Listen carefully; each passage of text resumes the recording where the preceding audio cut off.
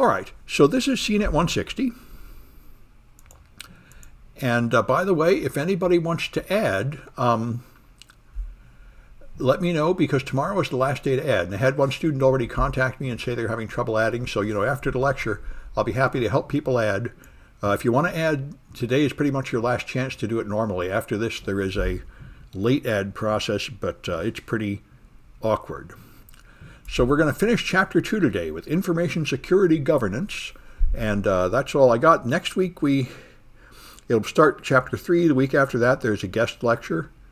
And then we'll carry on with Chapter 3. You should be preparing your first presentation. Your first presentation is a month from today, March 3. And so by next week, you should have an idea for your topic. It doesn't have to be a lot, just a sentence or a few words, what topic you'd like, some kind of security-related topic. Choose a topic, and then you have to give a presentation on it. And you also have to write a paper, which will be due someplace down here. Yeah, paper 1 due in April. You remember you got to do 2 presentations and 2 papers. So turn in your topic by next week, and then be ready to give presentations. And if you get ready early, you get extra points by presenting your presentation early.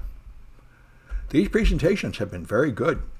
I find many of these students in this class these classes are advanced and working professionals and stuff, especially CISSP class, but to some class, yeah, sure, you can do it voice only if you want. You can pre-record it on YouTube.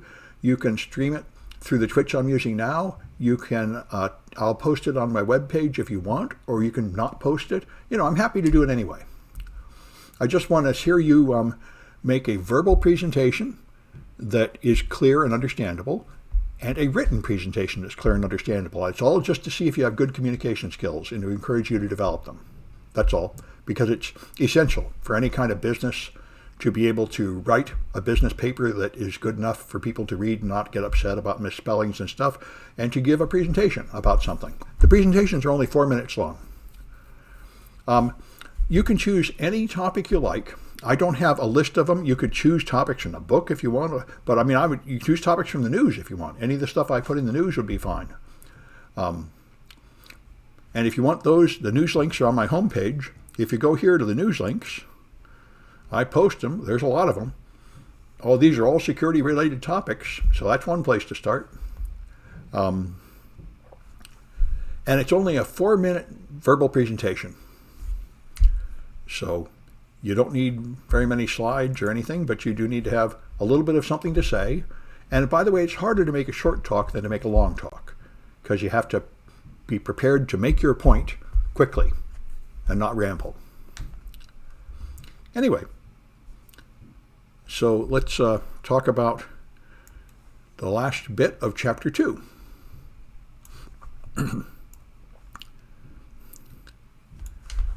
All right.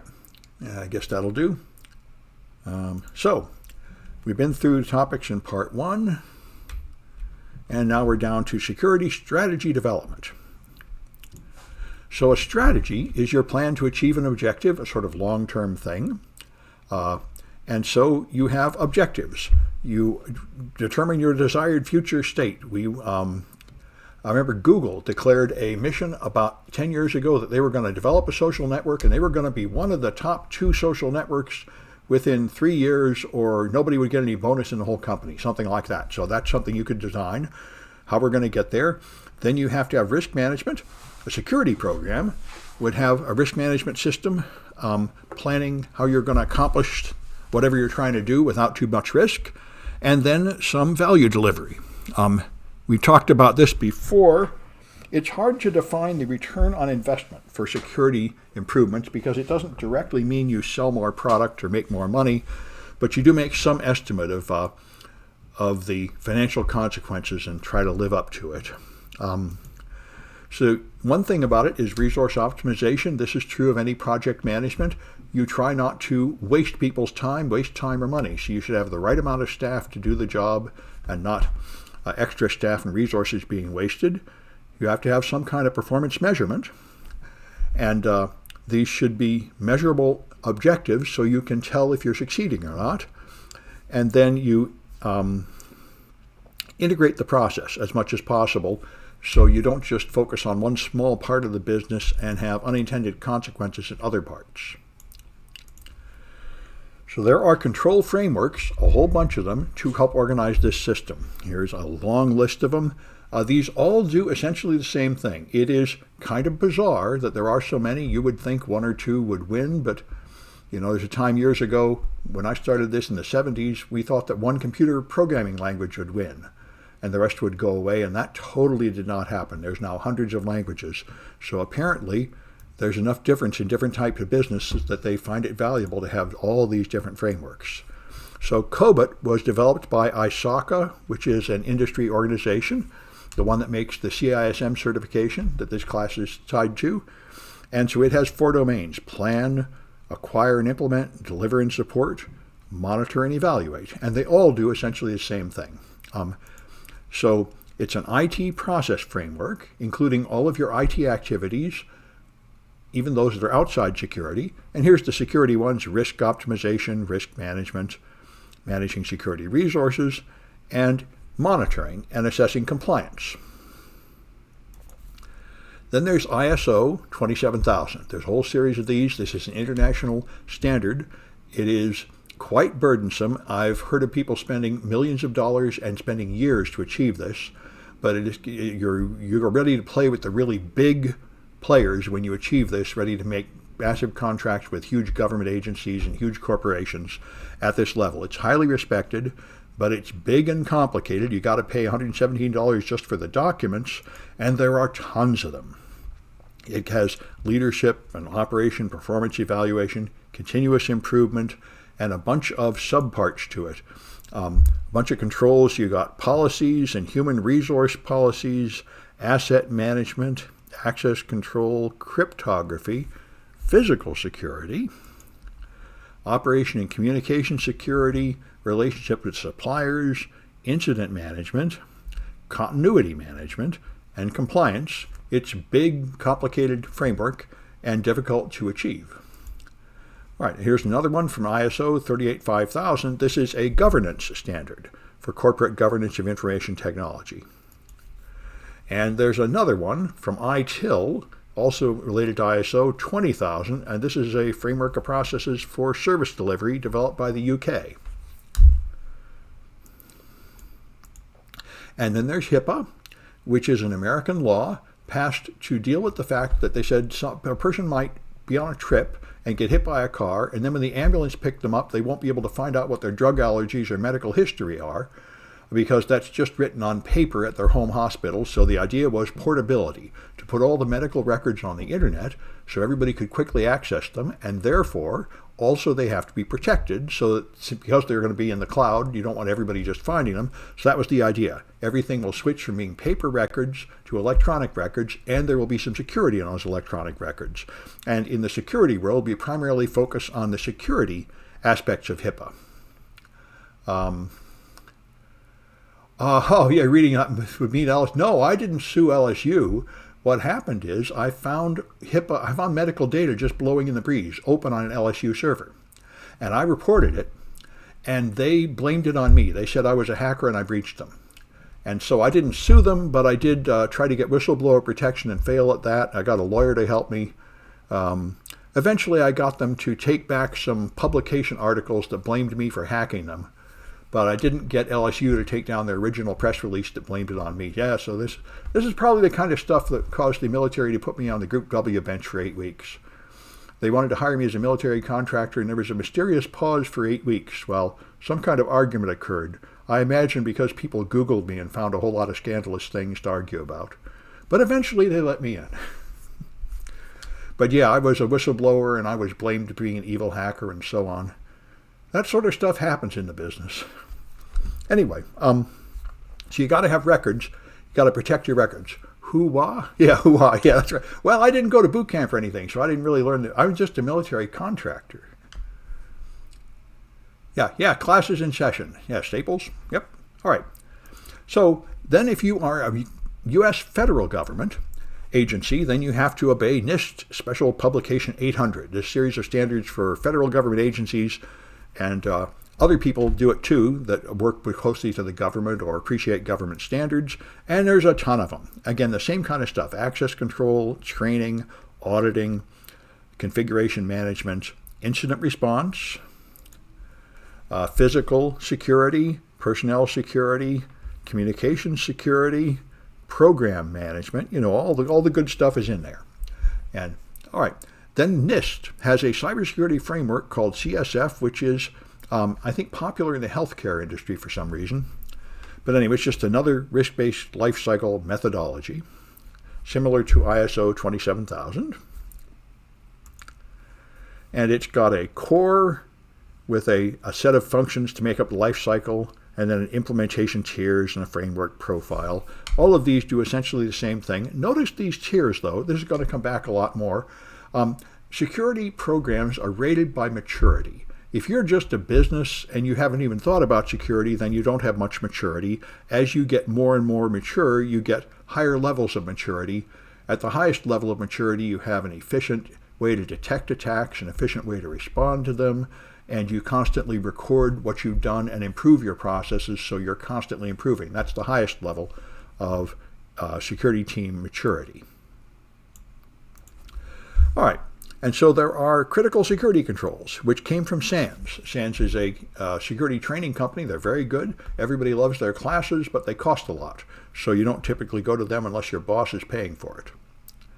All the stuff I teach is essentially sort of imitation SANS classes.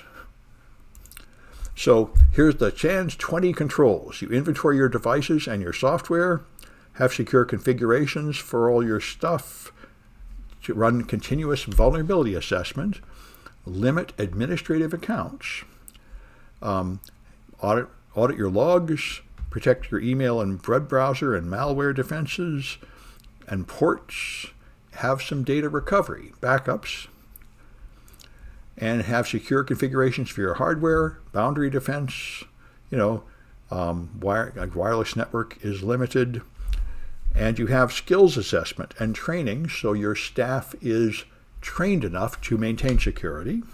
Incident response and management, that's in every one of these, of course. You do have to have some way to detect attacks and some way to cope with attacks.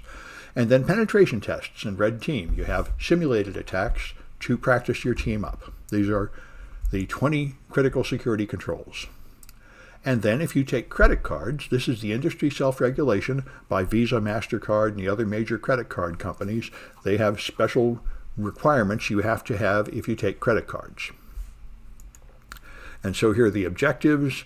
You have a firewall, you don't use default passwords, you encrypt stuff, protect yourself against malware, and authenticate access so you know who's messing with your stuff, monitor all your resources, test your systems, and maintain a policy. And if you take a lot of credit card transactions, like I think more than 1 million a year, you have to actually pay for an external pen test every year by an external audit by a PCI auditor.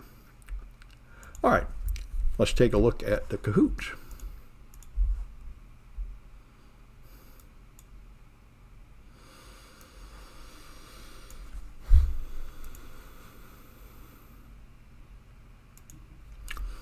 And this would be 160 2B1, I think, the one right on top. That's it. Good.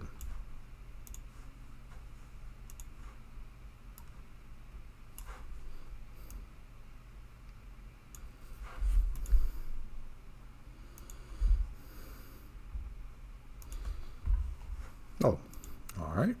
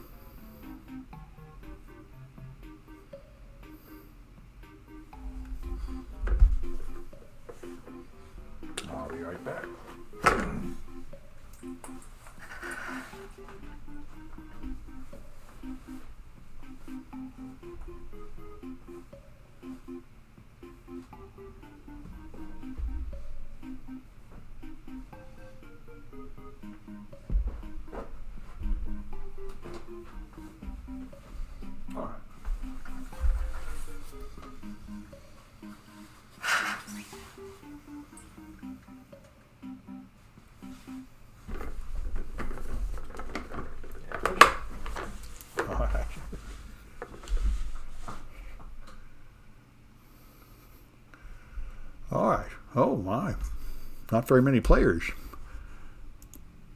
We'll see if any more are coming. Only seem to get about half the people in the cahoots lately, but that's all right. We'll carry on.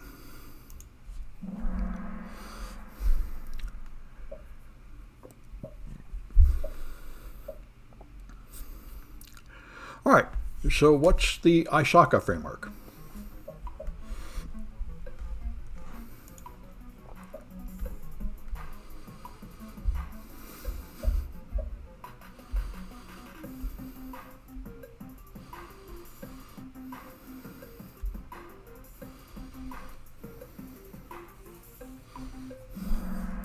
All right, that's COBIT. All right.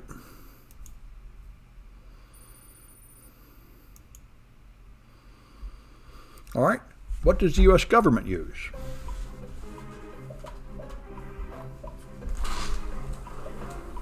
That might work.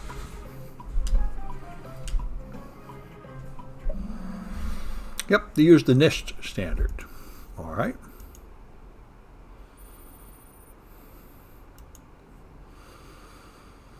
All right, which one uses the SANS critical controls?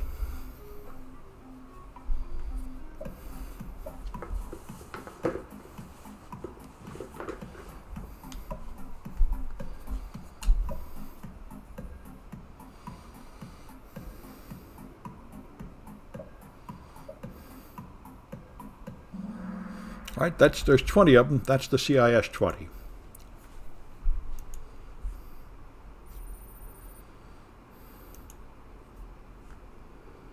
All right, and which one comes from the UK?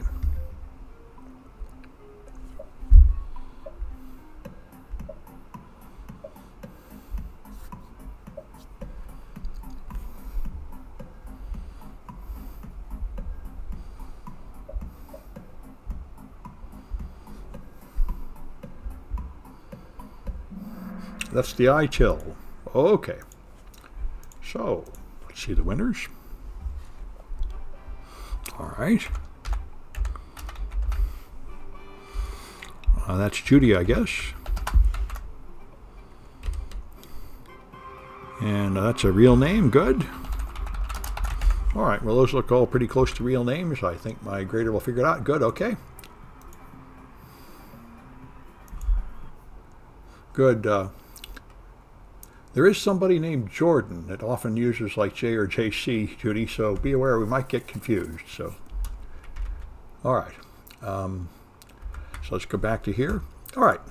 So risk objectives. Often you can't really boil the risk down to dollars, so you just settle for high, medium, or low risk. Oh, yeah. Well, all right. Well, if you want to add, you have to add by today or tomorrow. But anyway, that's fine. If you don't care about getting the points for the cahoots, then that's fine. It doesn't really matter. All right, so these are the inputs for it. You have risk assessments and threat assessments, which are similar. The threat assessment looks outside your company at threat actors more than the other. So here's other kinds of inputs. You have policies, you have guidelines, all these management issues. Then you got metrics, things you've measured. And you have assets. Your risk ledger is a record of all the things you've been doing to mitigate risk and how well it worked. Your business impact analysis we'll talk about later. This determines how long you can live without different parts of the business, and therefore how quickly you have to restore them. And you have culture and maturity. We've talked about culture is the attitude people have at your company towards their job, and maturity is how practiced and efficient you are dealing with security issues. And risk appetite is how much you're willing to take risks. As we mentioned before, Facebook is famous for a very large risk appetite. Their motto is move fast and break things. They're happy to take high-risk gambles. Many other people are more risk-averse, like banks. They will not want you to take risks. They will want everything you do to be very carefully considered first. And then there's the cryptocurrency market, where people put in a lot of money and yet they still take big risks with it, which gets a lot of stodgy old people like me upset. So risk assessment. You could be doing a risk assessment correctly to because you're a mature company, to guide you for the future, or maybe you're just doing the bare minimum just to meet some compliance standard and you don't really care about it. Both types of companies exist. Can I please clarify how earning points by Kahoots? Yes, if you're in the top 3, you get 3 points. That's it. And so that top 3 that appear there is the scoreboard. Those are people that get 3 points for each set of Kahoots. And you'll see it in Canvas, there's a Kahoot column. Good. Though there's external reg body guidelines signed, is there external governance with teeth? Well, there is, yes. If you're in a regulated industry like healthcare or finance, then there are laws like HIPAA and Sarbanes-Oxley, and if you fail to comply, they can punish you. It's right there. So many millions of dollars, such a percent of your profit. Oh yeah, you can be fined if you're in a regulated industry. So then there's threat assessment, where you focus on the external threats that might come in, and the type of attacks that might come in are pretty much constant, even though let me close this, it's sort of noisy, even though the vulnerabilities change all the time. So you have policy. Here's considerations you'd have in your policy. How much your company is covered, how relevant, how strict it is. Many policies are just advisory, some really have teeth. And that's accountability and consequences. And then compliance and review are other issues having to do with your policy. So standards are detailed specifications of exactly what you're going to use and how to set it up, like which brand of antivirus you use and so on. All right. You have to decide how you develop them and consider them, because you have to change them pretty often. And then there's guidelines, which policies and standards are the minimum thing you could have, but you might want to have guidelines also, which give you guidance how to adhere to policy. And so processes and procedures are the detailed specifications of how to do things, like harden a server, prepare a laptop for somebody to use, and so on. And you have to see whether these things actually work. It is extremely common, in many places I've worked, you have stupid rules that make no sense. People can't get anything done. I know at college, after people found out I was a hacker, a lot of people would get me to hack into their machines so they could get things done because the IT department would not fix things for them. And this kind of thing is pretty common. So you'll often find that your policy is not actually being obeyed, your policy makes no sense, and if you don't check with the end users, you don't find out. So architecture is the layout of your infrastructure. A lot of companies start small and then they grow fast by just buying more locations, buying more routers and servers and everything, until you just got a sprawling, horrible mess with cables everywhere and nobody even knows what it all is. And the same thing happens with your software. You start with like a prototype product, and then you get some funding, and then you add more and more pieces to it until it's just a sprawling mess of inconsistent code and not using the right libraries and not with a good management for version control and everything. So this is what's called technical debt, when the old stuff that you inherited from the previous work at your company has made a mess, which makes it hard to maintain and move forward with. So this means ultimately there is a huge cost, like money you owe that you have to pay. At some point, you're going to just have to rewrite the whole thing or rebuild your network from scratch to make it sensible. And that's a whole lot of work for no immediate benefit. But you won't really be able to keep growing or even keep your company running forever unless you do pay your technical debt at some time. So you got controls, limitations and rules, and you might have to base them on a control framework, but it's fairly common that somebody in management just wants to claim you're doing this stuff, but you're not really doing it. And there's often a gap between what you pretend you're doing and what you're really doing. Again, I'm thinking of cryptocurrency. The number one stable coin in the world is something called Tether, and they claim that they have real dollars to back up every Tether, but all the major auditing and banks they paid have pulled out of the project and said, we are not going to certify this because we can't find those dollars. They don't appear to really have the dollars to back up the cryptocurrency people have bought, and a lot of people are worried about that. And that's the kind of thing. They claim to have a certain financial situation, but it doesn't appear to be true. And, well, what happens is they're backed, they have some money, but they've invested it all in other crypto. They aren't just holding the dollars. So if the one disaster that people worry about is if people lose faith in Tether and everybody tries to get their dollars, they won't be there, and that will trigger a crash of the whole cryptocurrency space. And the crypto projects that Tether's invested in will crash, so they really won't have the money. That would be a crash like the 1929 stock market crash, where you have a chain reaction. And the reason why Tether can do this, of course, is they're outside the U.S. I think they're in China or Singapore or something like that. If they were in the U.S., they wouldn't be able to make a claim like that and not be able to prove it and stay in business, I would think. At least I'd like to think so. We supposedly have financial regulations to cover this. So there's issues of skill. A tenure is how much general experience you have. Is USD staked and locked? US dollar? Well, the US dollar used to be based on gold, but that's not true anymore. The US dollar is just fiat currency. It's only held up by the power of the US government and the US military. Nothing else. There's nothing else to connect it to. Anyway, so you got tenure, which is just how much experience you have, behavioral skills, disciplines like network engineering certifications and such, and then other technologies you might have. That's actually a very good question Mr. Wolf is asking. What holds up the U.S. dollar? And the answer is just people believe in America. If people cease to believe in America, then the dollar will not be worth much, and I think we're living through that happening, actually. A lot of people say the euro is now the world's standard trusted currency, and the U.S. dollar is not so trusted anymore because our government is much more unstable than it used to be, and people don't trust it as much anymore. But, the value of a national currency is really just a measure of the reputation of that nation. And the United States' reputation has really taken a beating over the last 5 or 10 years. So you got metrics. So you measure to see if your controls have actually served any purpose and if your measurements of effectiveness have actually been used to make changes in that strategy or tactics.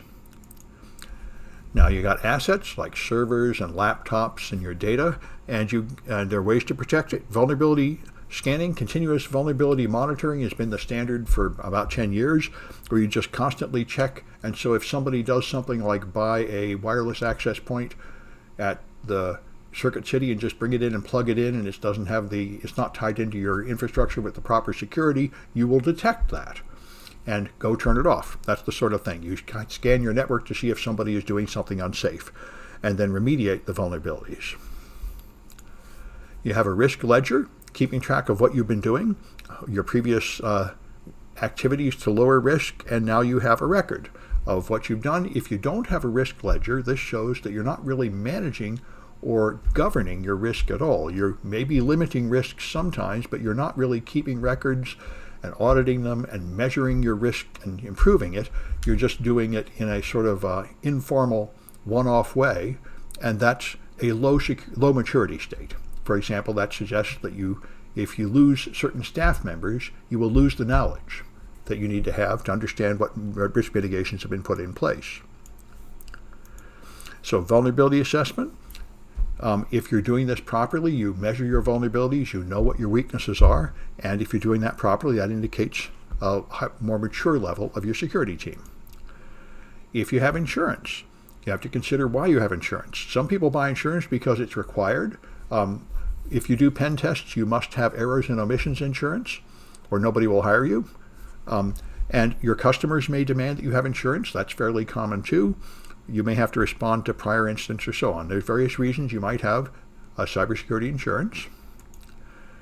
And as I mentioned at the start when talking about the news, one thing that will stop most companies in their tracks at a low level of maturity is to just ask them, where is your data? How many copies of it are there?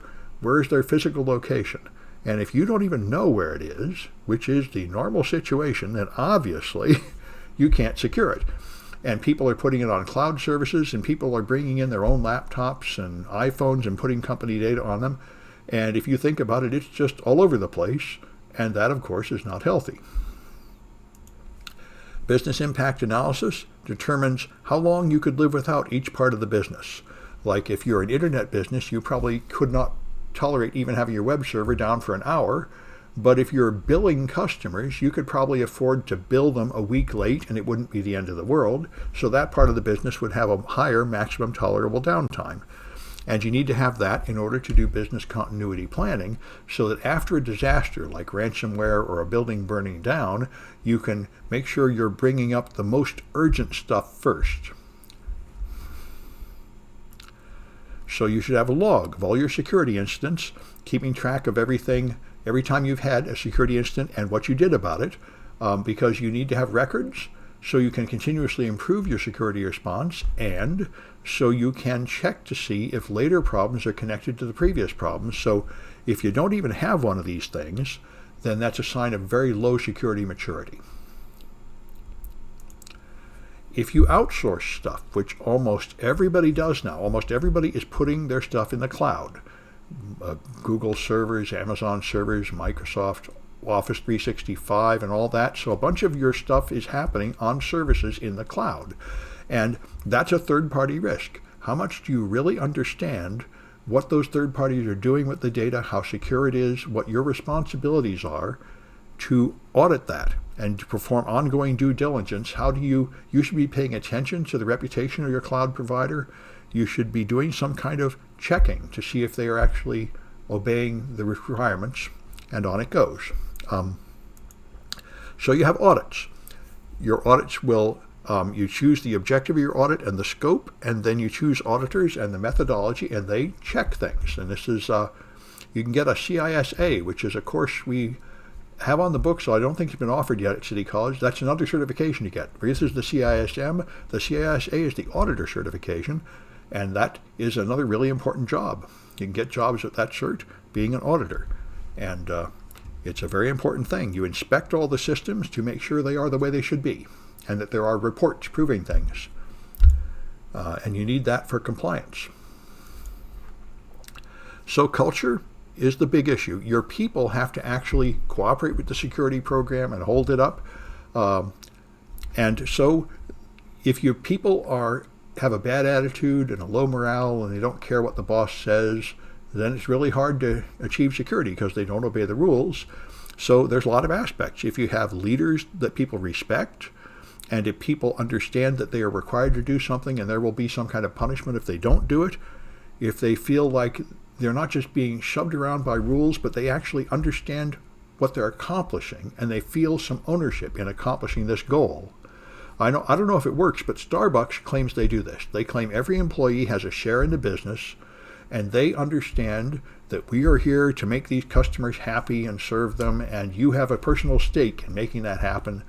And that's what you want. I don't know if it works at Starbucks, but that's the goal. You want people to have high morale and feel like they're contributing to something they believe in, and then they will obey your rules. They don't feel shoved around. They feel like the rules are there to help them cooperate and achieve the goal.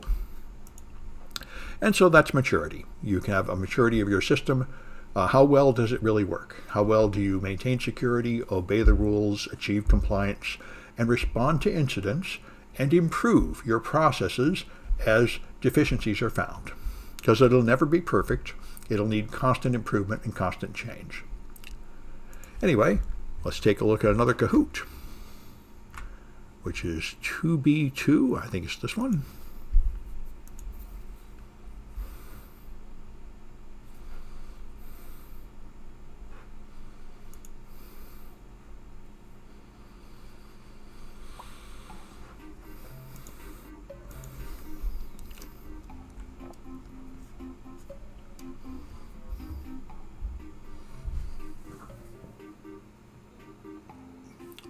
Oh, I think I misunderstood Mr. Wolf's statement. Is the USD stakes unlocked? That's the problem.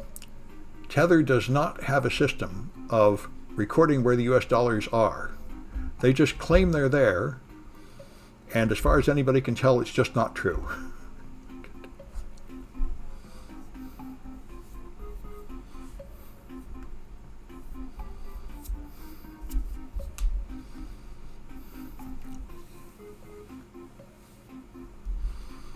That's why a lot of people like Elizabeth Warren are talking about regulating stablecoins. Because people put their money in stablecoins and trust it as much as a dollar, and it's probably not at all as trustworthy as a dollar.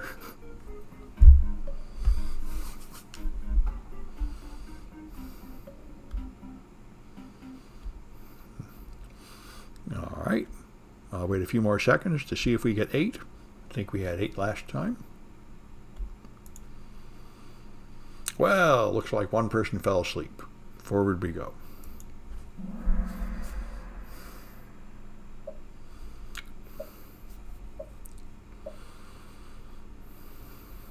So, what process determines the maximum tolerable downtime?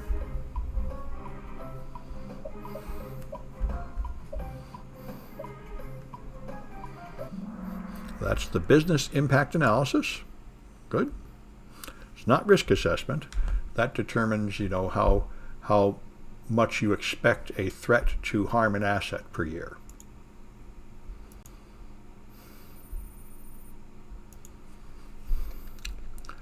All right, which one of these comes in internal and external?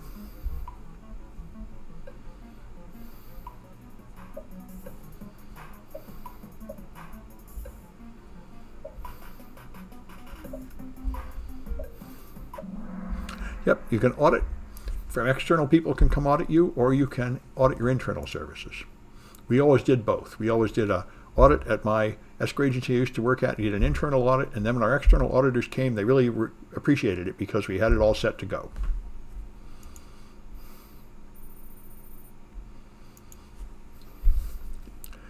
So, which item will specify what brand of a product to use?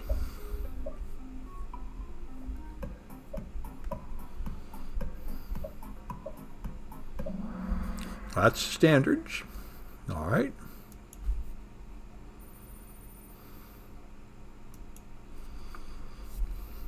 And which process focuses on external actors?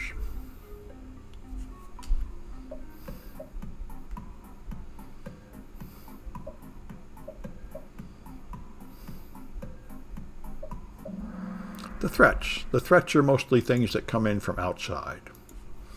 All right. All right, that's 2 for Lawrence. And 1 for Jinx. I think I know who Jinx is, but I'm not sure. And that's Judy. Good. All right. All right. So maybe I should take a 10-minute break. Let me take a look and see where we are. I think we got, we got another whole section to go. All right. Let me stop this recording, and we'll take a 10-minute break.